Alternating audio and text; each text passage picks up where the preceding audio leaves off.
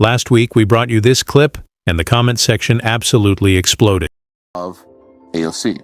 People love Jasmine Crockett.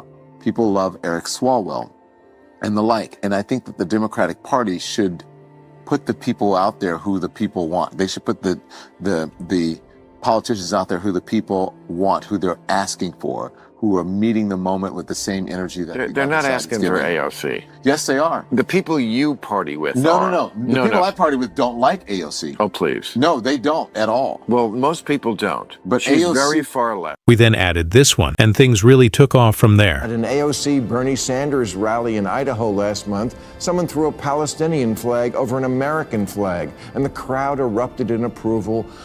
What should have happened after that is one of the adults on stage should have told their young, loyal followers, this is not a symbol of freedom. This is. This is a serious problem for Democrats. Less than 1 in 4 Democrats under 30 say they're proud to be an American. 54% say they're embarrassed by it. Embarrassed? Like America's your mom picking you up at school?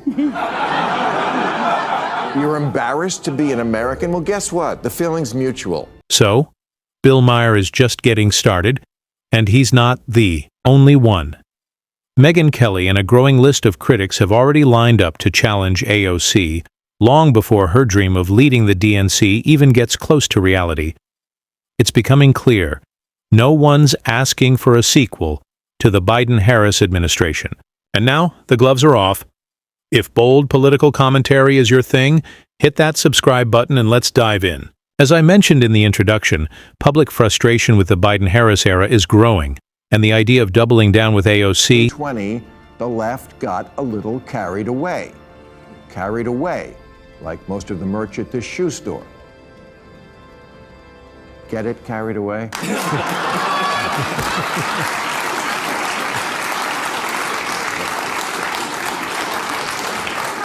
Once in a while, they need a lick.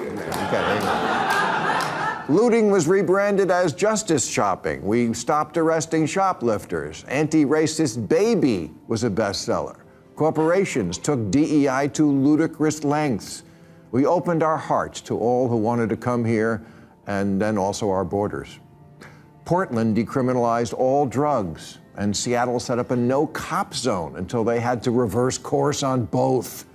Standardized testing was dropped until schools saw how dumb that was.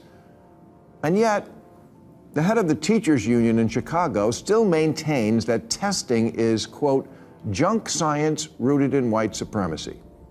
And her union tweeted during COVID, when many Americans felt we could have gotten back to normal sooner, that the push to reopen schools is rooted in sexism, racism, and misogyny. Bill Maher didn't just criticize the Democrats, he dismantled them. AOC didn't escape the spotlight either. Maher exposed the consequences of their deep dive into woke ideology, which he says played a major role in one of the party's most embarrassing election defeats in recent memory. And here's what's striking. While many on the left have slammed Maher for turning critical, not a single one has called him dishonest. Why? Because they can't. Everything he said about the far left was grounded in uncomfortable but undeniable truth. He warned that Kamala Harris was unelectable, that identity politics would backfire, and that performative progressivism was wearing thin. He wasn't wrong.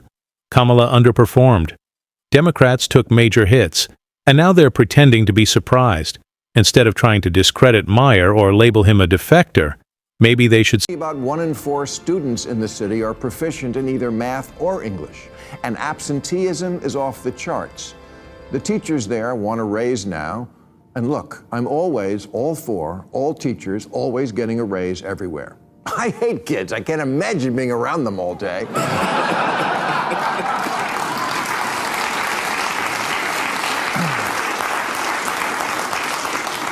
But I also think Kamala Harris could have a moment if she trotted out her favorite phrase and said, let me be very clear. Our schools need to do better. And I agree wholeheartedly. Last time I said that if Kamala Harris had shown the strength to stand up to the extremes of her party, she might have stood a real chance against Trump. But she didn't. She chose performative politics over principle, and the results speak for themselves. Now AOC is following that same doomed path. Instead of diving into the hard, often thankless work of actual governance, she's chasing cameras, retweets, and viral moments.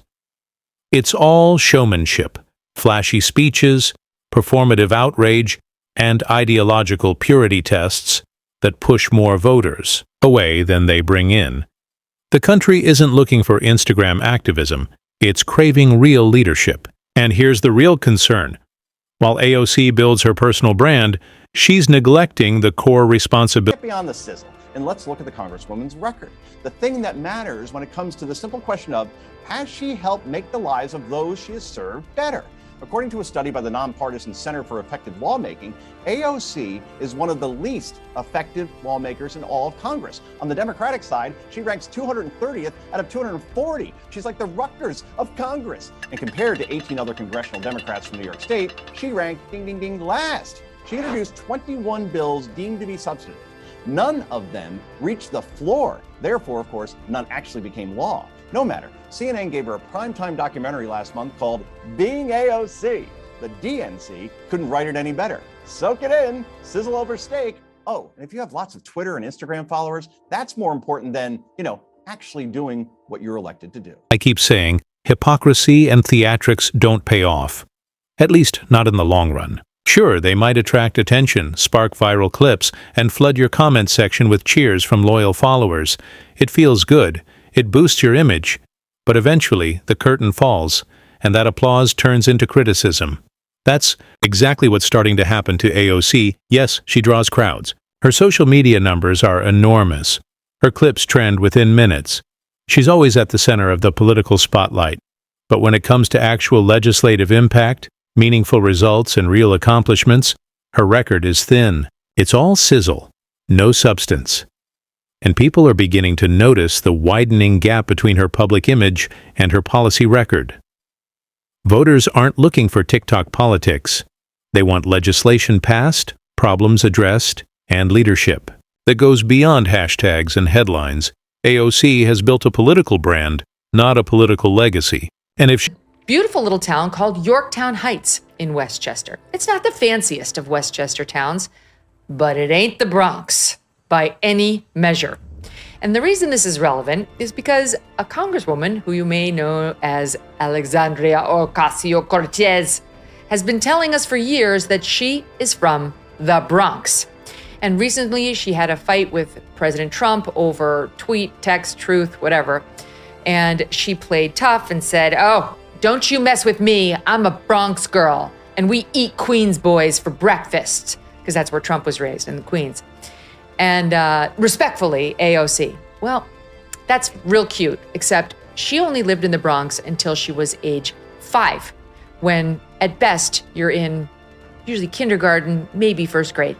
And she spent the rest of her childhood, 1 through 12th grade, in Yorktown Heights. I know you've heard this story before, but trust me, this clip is worth revisiting because it shows just how determined AOC and the Democrats are to repeat history poorly. Remember Kamala Harris's presidential run? Of course you do. She proudly leaned into her black identity until election season came around. Then, almost overnight, she started highlighting her Indian heritage instead. Representation matters, right? Well, apparently, it depends on the polling data. But wait, it gets more awkward. Kamala didn't just shift identity, she shifted delivery, too. One moment it's a Southern drawl, the next it's West Coast casual. One day she's walking with civil rights icons, the next she's quoting Tupac and talking about college experiences from before his first album dropped. Just when voters thought they had a sense of who she really was, she pivoted again. That ever-changing political identity Pretending to be a Bronx girl because she wants this to be part of her origin story, the same way as she wants now to be called Alexandria Ocasio-Cortez. Meanwhile, everyone knew her as Sandy Cortez when she was growing up, and her lies are coming to the fore. So, among other things, Benny Johnson, who's hilarious, and he's a great Twitter follow and has a great show, went to Yorktown Heights just to take a look. and to talk to some folks there about AOC and what Yorktown is like and so on. And now some of her schoolmates, separate and apart from Benny, are weighing in on her claims. I'll get to the Benny thing in 1 second, but there was a piece in the New York Post talking about how she's embarrassing herself. She's embarrassing herself now with this Bronx girl claim. Actually, yes, she is. AOC is absolutely performing, and that's the problem. There's nothing wrong with being Sandy Ocasio from Yorktown Heights, a quiet upper-middle-class suburb. No shame in that. But trying to present herself as a tough working-class bartender from the Bronx is where credibility begins to crack. You don't need to invent a rags-to-riches backstory to run for president. You don't need to sling drinks or pretend you grew up in hardship to prove you care about everyday Americans. Voters aren't looking for a past filled with struggle. They're looking for a present filled with leadership. They want real solutions, not performative live streams or wardrobe choices designed for optics. Americans are tired of identity theater. They want someone who will tackle inflation, secure the border, and help families put food on the table, not someone playing politics like it's social media content. Whether you come from wealth... Finally got to Yorktown Heights. Check out this beautiful entry to the city. Trees lining the road. The violins. Mansions, beautifully manicured lawns, American flags. This looks like an awesome place to be from. You get out of the car and you find something like this. Welcome to the capitalist horrors of AOC's Yorktown Heights Patriot State Park. You can see here a Veterans Memorial Circle that's been beautifully tended and groomed with a lot of American flags and a lot of honor for our great nation. Really, just a terrifying place to grow up here. Capitalist swine trying to sell me rhubarb at this beautiful Meadows Farm farmers market. That, like, you can smell it. One man took a trip to Yorktown Heights just to see for himself, and what he found left him stunned. The place was nothing like the gritty image AOC often projects. In fact, it was cleaner, quieter, and far more upscale than most parts of the Bronx. Picture tree-lined streets, manicured lawns, and cozy suburban homes. It looked more like a Hallmark movie set than the tough urban landscape AOC claims as her origin story. And that right there proves the point. AOC wasn't raised in the Bronx in the way she wants voters to believe. It's political image-making at its most strategic, and this is just the beginning. More videos, more investigations, and more first-hand accounts are likely to surface. The higher she climbs, the more scrutiny she'll face. When the spotlight intensifies, so do the revelations. They're all cosplayers, Megyn. I hate to tell you, when I was in Washington for the inauguration, I attended the hearing of RFK's confirmation hearing, and looking out at the horseshoe of senators, the side that was dominated by the Democrats looked like a band that had been assembled for ethnic purposes. We need the socialist Bernie. We need the finger-wagging socialist. We need this guy who looks like this and that person. They're all playing parts. And so she's playing the Bronx girl. This is exactly why the DNC keeps stumbling into the same mistakes over and over again. They're too busy playing roles. Nothing feels genuine. It's all scripted, performative politics. They don't lead, they act. Every speech is a monologue, every policy a prop, every candidate just another actor reading from a worn-out script. Take Gavin Newsom, for instance. He's the perfect example of this political theater. He plays the part of a concerned, compassionate leader, flashing a polished smile, rolling up his sleeves for the cameras, and staging empathy for everyday Californians. But behind the photo ops, skyrocketing crime, crumbling cities, a mass exodus of residents, and policies that seem more focused on optics than actual outcomes. The core issue isn't just poor leadership, it's inauthenticity. Americans are hungry for real solutions and real leaders. But the DNC keeps offering a cast of characters, each more disconnected than the last. They don't fix problems, they craft narratives. And the longer they keep performing instead of governing, the more voters will tune out. That's the tragedy of today's Democratic Party. Style over substance, image over impact. From AOC's carefully curated backstory to Kamala Harris's shifting personas to Gavin Newsom's polished political act, it's all show and no results. Voters aren't looking for actors. They're looking for answers. The spotlight is getting hotter, and the cracks in the script are becoming harder to ignore.